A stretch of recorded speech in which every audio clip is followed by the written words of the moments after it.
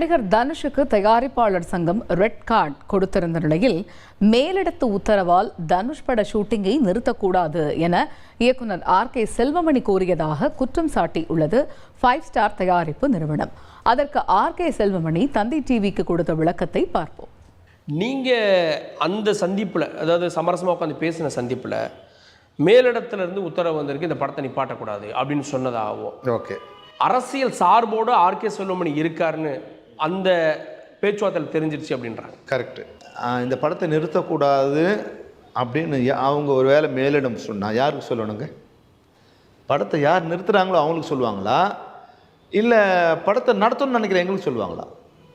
இது அறிவான கேள்வியா? நீங்கள் லேபரை நிப்பாட்டி வச்சிருக்கிறது நீங்கள் தானே, பெப்சி ஊழியர்களை தொழிலாளர்கள் நிப்பாட்டி வச்சிருக்கிறது நீங்கள் தான். இல்லைங்க, நாங்கள் தான் நடத்தணும்னு அவங்ககிட்ட கேட்குறோம். இப்போ நாங்கள் படத்தை நிறுத்தக்கூடாதுங்க, நடத்துங்க நாங்கள் கேட்குறோம். அப்போ மேலிடம் உங்களுக்கு, நீங்கள் குறிப்பிட்ட மேலிடம் அதோட நீங்கள் ஏதோ பெரிய ஆள் உங்களுக்கு பயந்துட்டு அவங்க எங்கிட்ட வராங்களா? இல்லை, நீங்கள் நடத்தணும்னு சொல்கிறதுல ஒரு உள்நோக்கம், நீங்கள் லேபருக்காக பேசுகிறேன்றீங்க. ஆமாம், ஆனால் அதில் உங்களுக்கு ஒரு உள்நோக்கம் இருக்குன்னு சொல்ல வராங்க. எப்படி உள்ள அறிக்கை அப்படிதான், காழ்ப்புணர்ச்சி இருந்தது அவருக்கு. என்ன காழ்ப்புணர்ச்சி? என்ன காழ்ப்புணர்ச்சி சொல்லணும் இல்லையா? மனசாட்சியின்றி பேசுறாரு. இல்லை, என்ன மனசாட்சி? அவங்களுக்கு 16 கோடி வாங்கி கொடுத்துற மனசாட்சியா? எங்களுக்கு ஒரு மனசாட்சி. நான் 8 கோடி இது போதுமானது நான் நினைக்கிறேன். 3 கோடிக்கு 8 கோடிங்கிறது ஒரு போதுமானது.